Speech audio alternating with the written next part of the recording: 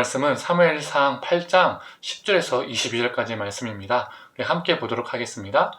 사무엘이 왕을 요구하는 백성에게 여호와의 모든 말씀을 말하여 이르되 너희를 다스릴 왕의 제도는 이러하니라.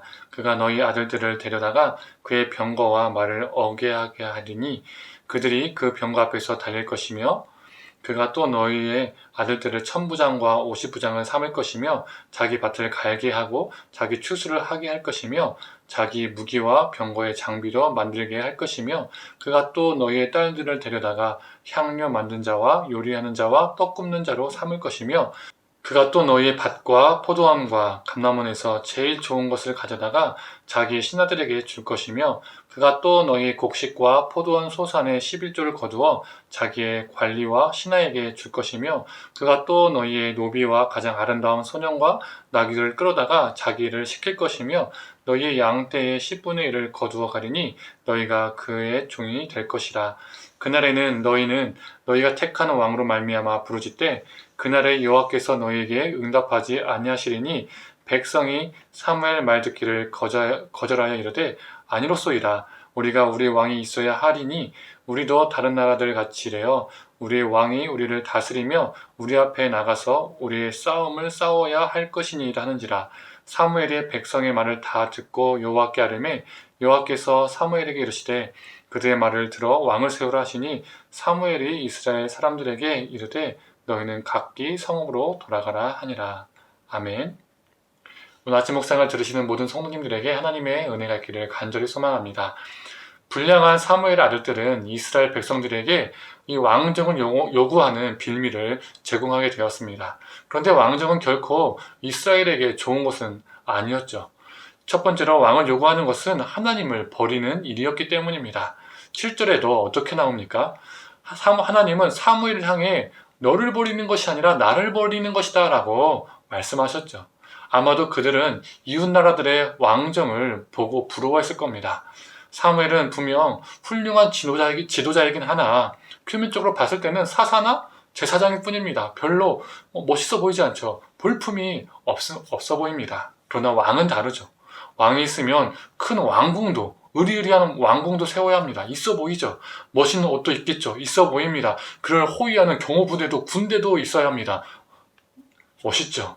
그 밖에도 왕이 생기면 대내적으로 눈에 띄는 것들이, 눈에 보이는 것들이 다 달라지게 됩니다. 그래서 이스라엘은 다른 나라들과 같이 왕을 요구했습니다. 그러나 오늘 본문인 10절과 17절은요, 왕에 대해서 묘사를 해줍니다. 어떻게 묘사해 줍니까? 왕은 백성들의 아들들을 군사로 삼는 존재, 백성들을 무기와 병거를 만드는 존재, 또 왕의 밭을 일구는 존재로 만듭니다. 또 왕은 백성들의 딸들도 향유를 만들고 요리하는 존재로 만듭니다. 왕은 백성들의 소산 중에서 가장 좋은 것을요 취해가는 존재이며 노비와 나귀까지도 다 취해가는 존재임을 오늘 본문은 말해주고 있습니다. 심지어 왕 때문에 생길 그 더 큰 고통의 일까지 말해줍니다. 18절의 말씀입니다. 제가 표준 세번역으로 읽겠습니다. 그때야 너희가 스스로 택한 왕 때문에 울부짖을 터이지만 그때 주께서는 너희의 기도에 응답하지 않을 것이다. 왕 때문에 백성들이 이스라엘 사람들이 고통을 당한다는 겁니다. 그리고 그 고통을 당할 때에 하나님께 부르짖어도 하나님께서 응답하지 않을 것이라는 거죠. 정말 이것보다 더 큰 고통이 어디 있습니까? 그럼에도 그들은 사무엘의 이 선포를 거절하고 다른 나라와 같이 왕이 있기를 주장했습니다. 이들의 고집스러운 주장은 먼저는 백성을 위해서 싸우시는 하나님에 대한 거절이었습니다. 20절의 말씀입니다. 표준 세번역입니다. 우리도 모든 이방 나라들처럼 우리의 왕이 우리를 다스리며 그 왕이 우리를 이끌고 나가서 전쟁에서 싸워야 할 것입니다. 이스라엘은 얼마 전에 했던 미스바 회개운동을 잊어버렸습니다.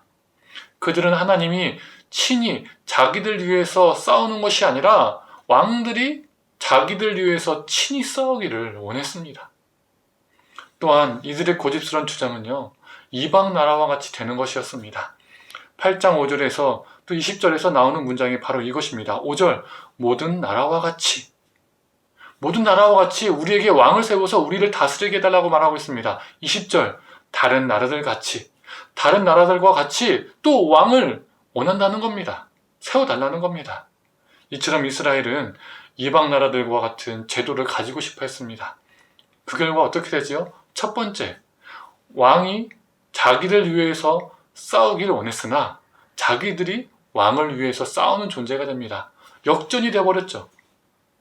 두 번째, 다른 나라들과 같은 왕정 제도를 갖고 싶었으나 제도만 같아진 것이 아니라 문화와 가치관도 동화되어 버리는 결과를 초래하게 되었습니다. 또한 하나님의 경고처럼 북이스라엘과 남유다를 통틀어서 몇몇 소수의 선한 왕을 빼고는 대부분의 남유다와 북이스라엘 왕들은 악한 왕이었죠. 백성들을 억압하고 착취하는 악한 왕들이었습니다. 자신들이 바랐던 그 모든 것들이 자신들의 올무가 되었던 것입니다. 우리도 마찬가지입니다. 사람들마다요, 각자의 왕이 있습니다. 어떤 얘기는 돈이, 어떤 얘기는 유명세가, 권력이, 어떤 얘기는 자녀가 왕입니다. 그 모든 것들이 우리에게 올무가 됩니다. 더 나은 삶을 위해서 의지하려 했던, 지키려 했던 그 모든 왕들이 우리를 결국에는 무너지게 합니다. 하지만 우리의 참된 왕이신 하나님을 의지할 때 우리 하나님께서 우리를 위해서 친히 싸워주실 것입니다. 우리를 승리케 하실 것입니다. 사랑하는 성도님들, 이 땅의 헛된 왕들을 붙잡는 인생이 아니라 오직 여호와 하나님만을 왕으로 보시고 살아가는 저와 우리 성도님들 되기를 간절히 소망합니다. 그래서 오늘 하루도 우리 주님 때문에 승리하는 저와 우리 성도님 되기를 간절히 소망합니다. 함께 기도하겠습니다. 하나님, 이스라엘이 왕을 원했지만 그 왕이 결국에는 자신들의 삶의 올무가 되었음을 보게 됩니다. 하나님, 우리도 이 땅 가운데 살면서 수많은 왕을 만들고 그 왕을 붙잡고 의지하고 있지는 않은지요. 하나님, 돈이라는, 명예라는, 권세라는, 출세라는, 성공이라는 그 수많은 왕들이 오히려 우리의 올무가 되어서 우리를 넘어지게 한다는 것을 우리가 기억하며 살게 하여 주시옵소서.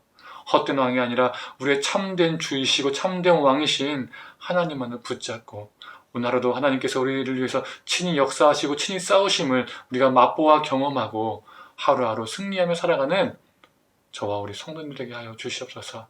모든 걸 감사드리며 사랑에 많으신 예수님의 이름으로 기도드립니다. 아멘.